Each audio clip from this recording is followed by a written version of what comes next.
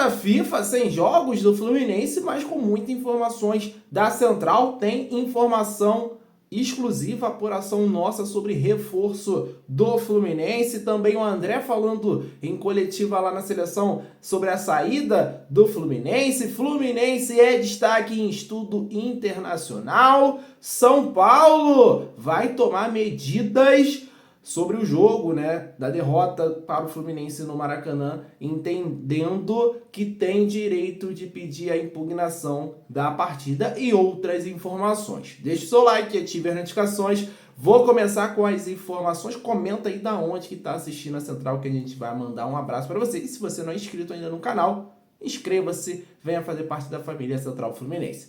Vou começar falando sobre a parcial de ingressos. Tem uma nova. O jornalista Marcelo Neves divulgou uma nova parcial para o confronto entre Fluminense e Atlético Mineiro pela ida das quartas de final da Libertadores. Segundo ele, mais de 33 mil entradas já foram comercializadas para a partida dia 18, gente. Já está chegando. Sem ser essa semana, a outra teremos mais decisões pela Libertadores contra o Atlético Mineiro. Noites de Copas no Maracanã geralmente são muito especiais e a gente tem curtido bastante nos últimos anos. Então o Fluminense vai se preparando para chegar com força total para esse confronto e a torcida já vai comprando muitos ingressos. Lembrando, nesse domingo abriu para os outros sócios, né? Primeiro estava só para a galera prioridade 1, agora já tem os planos da prioridade 2 podendo comprar e garantir o seu lugar para esse jogaço no Maracanã. A tendência é ter mais de 60 mil torcedores no Maracanã. Vai ao Maracanã nesse jogo? Comenta aí qual setor que você vai. Qual? Vai de sul? Vai de norte? Vai de leste? Vai de oeste? Leste inferior? Leste superior? Comenta aí. E aproveitando um gancho, eu quero falar do André. Ele comentou em coletiva como jogador da seleção brasileira, falou mais sobre seu acordo com a diretoria do Fluminense. Ele afirmou que não continuaria no clube até o fim desse ano, pois havia recebido a palavra que seria negociado mesmo se chegasse uma oferta aquém que o Fluminense esperava. Abre aspas para o André.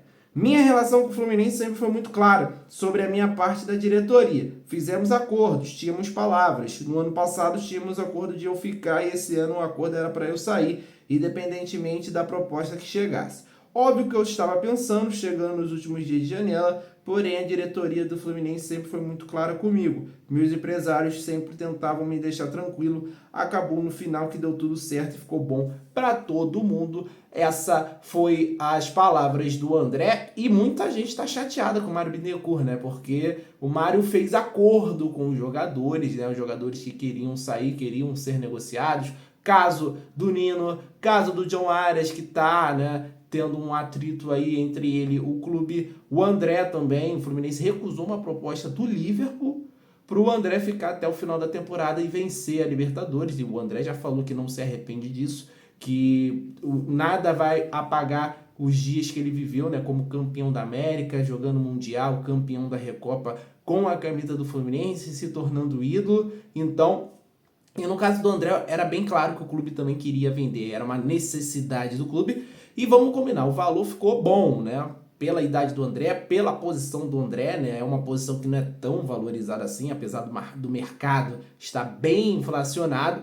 Mas o André saiu por 22 milhões de euros fixos, mais 3 milhões que são fáceis de atingir. A gente trouxe essa informação aqui também na Central Fluminense. Então, boa sorte para o André, fez uma partidaça contra a seleção da... Até esqueci o nome da seleção.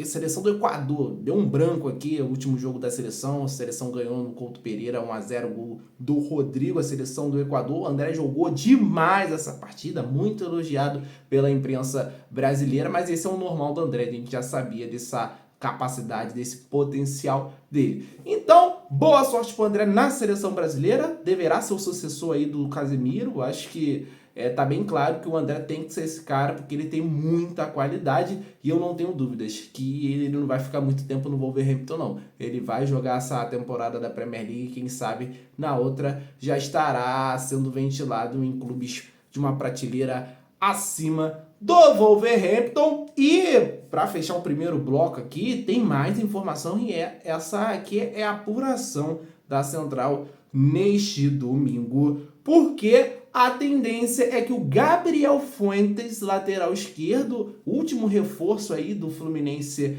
para a sequência de 2024, colombiano de 27 anos, ele deve ser relacionado para essa partida contra o Juventude, a não ser que possa ter algum problema durante a semana, mas se não tiver, a tendência é ele estar na partida contra o Juventude, pelo menos relacionado, treinou normalmente desde que foi apresentado, desde que chegou para fazer os exames, tem a imagem dele conversando com o Mano Menezes, então o reforço do Fluminense deve, né, fazer a estreia, né, na lista de relacionados contra o Juventude. Se vai entrar é outra história, até porque o Marcelo, na última partida contra o São Paulo, jogou muito bem na lateral esquerda. O Diogo Barbosa tá lesionado, vai demorar a voltar. O esquerdinha, depois daqueles confrontos contra o Grêmio, perdeu um pouquinho de espaço. Então, Fuentes, a tendência é brigar com o Marcelo pela posição da lateral esquerda, e até porque o Mano Menezes gostaria de contar com o Marcelo do meio para frente. Vamos ver, né, se essa chegada do Fuentes muda alguma coisa nessa questão de Marcelo. Aí teve uma entrevista que ele fez também com a Aline Nastari, da TNT Sport, falando que ele quer ajudar o Fluminense, independente se vai ser na lateral, independente se vai ser no meio campo. Então isso é importante também, mas fica essa informação da Central, tá? O último reforço da janela, Gabriel Fuentes, colombiano, deverá ser relacionado para a próxima partida do Flu. Vou mandar um abraço para a galera que está sempre acompanhando a gente aqui. O Éder de Rio Bananal, Espírito Santo. Djalma Felipe de Cachoeiro de Itapemirim, também do Espírito Santo. O Dirceu de Lusiana, Goiás. Afonso, Brasília. José do Rio de Janeiro. E para o Ricardo Costa de Brasília também, deixe o seu like e ative as notificações. Inscreva-se no canal se você ainda não é inscrito. Comentário fixado, canal da Central no WhatsApp. Clica aí, segue a gente lá, você terá na palma da sua mão as últimas notícias do Fluminense. Não perca essa oportunidade, torcedor tricolor. Notícia legal, o Fluminense foi destaque em observatório internacional. Vou explicar muito bem essa história aqui, porque o Observatório de Futebol do Centro Internacional de Estudos do Esporte, o CS Football Observatory, divulgou um estudo sobre as transferências feitas por clubes na última década, de 2015 para cá. No top 20 das instituições com o melhor saldo, o Fluminense aparece na 20ª posição. Eu estou falando de uma colocação, né, é um top 20 mundial. Só 3 brasileiros figuraram no top 20. Além do Flu, aparecem Atlético Paranaense e o Palmeiras. Tá aí na sua tela o top 20 aí, gente, de times com melhores saldos entre saídas e chegadas de jogadores. Ou seja, por exemplo, o Fluminense vendeu aí o Alexander, né,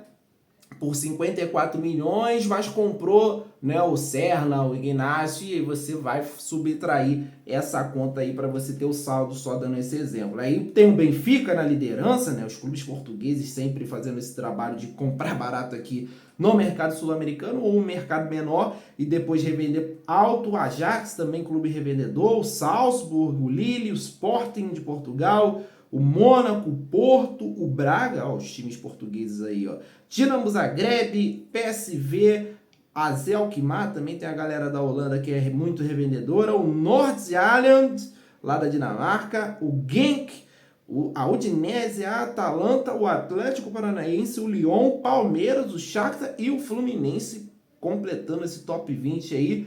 De 2015 para cá, o saldo do Fluminense é positivo na casa de 1 bilhão e 100 milhões, gente. Esse é o saldo do Fluminense de 2015 para cá, perdão.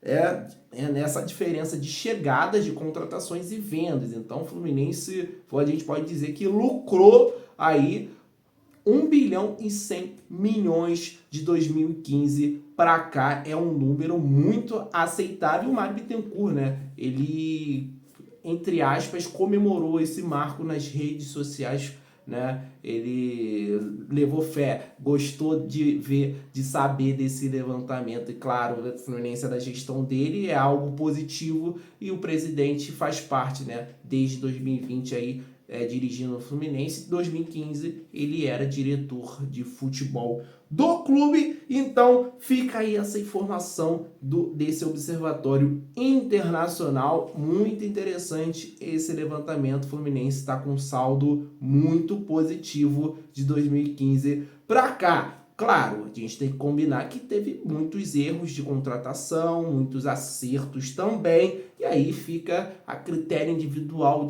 da visão de cada torcedor. Eu tenho muita coisa a reclamar de contratações do Fluminense, de vendas do Fluminense. Acho que muita gente também, algumas vendas foram horríveis, teve jogadores que a gente perdeu de graça, mas mesmo assim o saldo, fatos, dados, a gente não pode discordar aqui.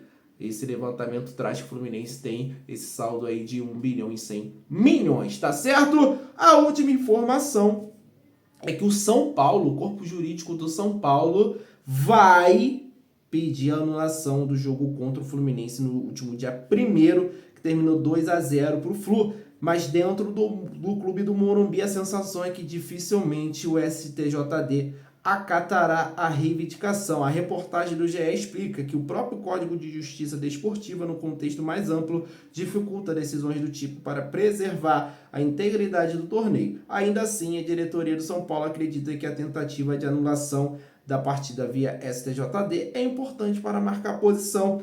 Antes da divulgação do áudio, o São Paulo entendia que não deveria pedir anulação, mas a divulgação das imagens revoltou a galera lá e eles decidiram fazer isso.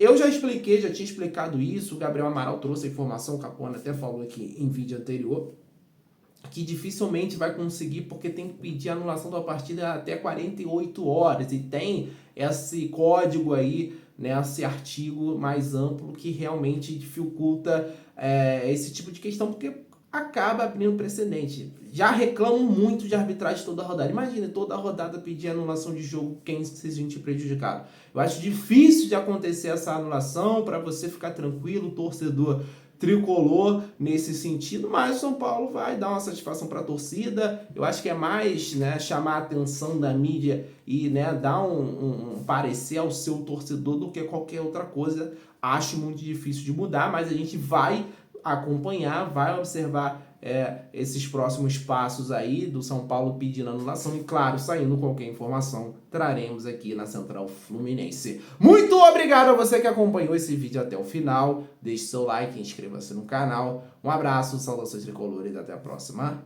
Valeu!